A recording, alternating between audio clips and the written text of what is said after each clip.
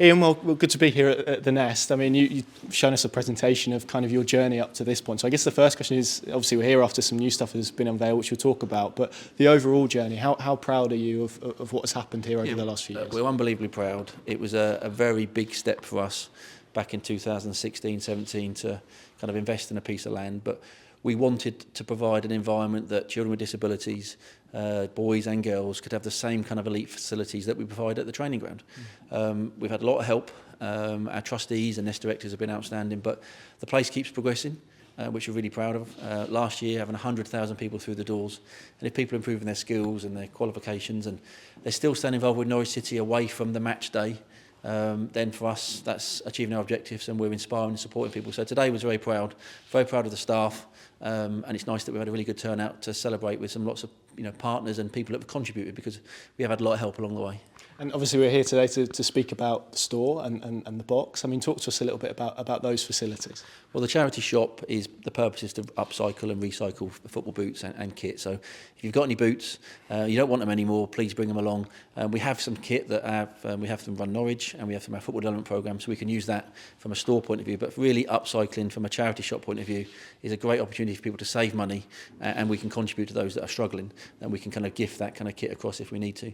The box is a real new initiative, so we have a soccer bot type wall in there. We have a gym, and it's a multi-purpose room, so for a lot of the children and adults that we're working with, it will complement the offer on the site, but there's lots of fun things you can have in there, like birthday parties, as much as our education students will use that for fitness programs and wellbeing support. So two good additions to the site that complements the other things that we've got. But yeah, it's been hard work to get here, but we're really proud of what we've achieved so far. Yeah, and in terms of that support, and you mention it, I mean, it's vital, isn't it, to foundations like yourself, and to making all of this stuff possible, with hopefully more in the future as well. Yeah, very much so. Lots of charities are having very tough times at the moment. When you look at the funding world in terms of what's being supported, we try to take some of that responsibility in our own hands. So ultimately, we're motivated by having impact on people's lives, whether it be confidence, whether it be skills, whether it be just general participation and being here as a family. But we can only do that if we have income. And that income's critical, so hopefully the shop will help with that a little bit as well. But those that buy a coffee here or book their conference here, all that money does is go straight back into a project to help disadvantaged, disabled, or the community take part in different programmes. So the whole purpose of the football club and the responsibility it takes in the community, it really is living its life through the Nest at the moment, and that is something that it's taken a number of years, but we're really proud of what we've achieved. And obviously it's important at all times of the year and all sort of parts of life, but right now, when there is sort of cost of living crisis and other elements going on that makes life really challenging to people, have you kind of seen an increase in sort of those services and those opportunities to young people, and how beneficial is that a site like this can do that for families? Yeah, I think it's very difficult when you look at mental health challenges, well-being challenges, the power of physical activity, the power of community, the power of coming here to do a fitness class or a walking club, or to bring your children to the Challenge Woods. Having people around you that are supportive, being in an environment that's safe, means the world to people. So look, we've got some very kind of basic principles of being kind, being helpful, and hopefully through football, through sport, we can do that at the Nest. The football club really cares about its fan base and its community, and hopefully the Nest and the other venues that we run throughout the county are playing their part in just making a small difference to someone's life. Yeah, and it shows, doesn't it, the power of football, the fact that it can outreach and the fact it can help people, and the fact you get people like Jack and Tony here willing to support it. It shows the power of the game. Yeah, we look at someone like Tony, very experienced, qualified coach, previous club being AC Milan. He's coming here and go, wow, this is wonderful. What could I do with this when I was a young coach? And you've got someone like Jack, who's a very talented footballer, played for his country, and his next step is to be a progressive coach, and he's learning new skills. And that's very similar to the Nest. Can you use the facilities and the people around you to make yourself better, or be around people that can inspire you? So I think it was very fitting today. We had experience in Tony, enthusiasm, quality and knowledge from Jack, match with the Nest to kind of open both the shop and the store.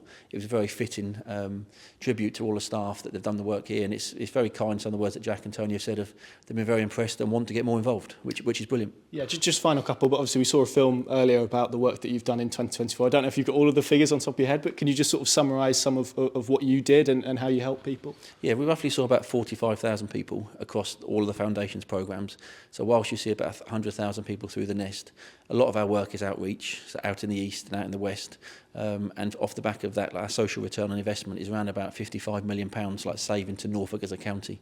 So, we're pleased about the numbers that we're reaching en masse, But as Jake said, our foundation chairman, it's the individual case studies that really make a difference. So whilst we see massive numbers with Run Norwich and we're overwhelmed by the popularity of Run Norwich, and it's become the people's race. It celebrates Norwich, it celebrates Norfolk, and it just brings so many people to the county in one day. Not forgetting the individual stories when we've seen someone that's lacking in confidence or hasn't played football for a period of time or has got challenges at home, or they're learning to be here as a college and education provider. It's making sure the individual stories and the case studies still motivate the hell out of us, and that's something we'll continue to do. And you mentioned individual sort of cases and individual programmes. I wanted to ask you about Duncan's Club. I mean, the success of that, obviously a very difficult and very live thing in football as we speak at the moment, but you must be really proud of sort of how that's grown and how many people are involved with that now. Yeah, there's a number of parts of Duncan's Club that's really we're really pleased with. Not only does it remember Duncan, but it remembers him for two things. One, for dementia, and two, for his leadership and his personality. And when you go to Duncan's Club, it's pretty much like a pub with no alcohol. The old Pinker newspapers come out, the radio stories come out, the old shirts come out, and they have some fun. And a lot of these people remember through football and social engagement. So the power of it has just been unbelievable. We're lucky that it's run by a couple of good volunteers, and Ronnie and Sue, and they support the programme amazingly, and then the foundation staff support accordingly.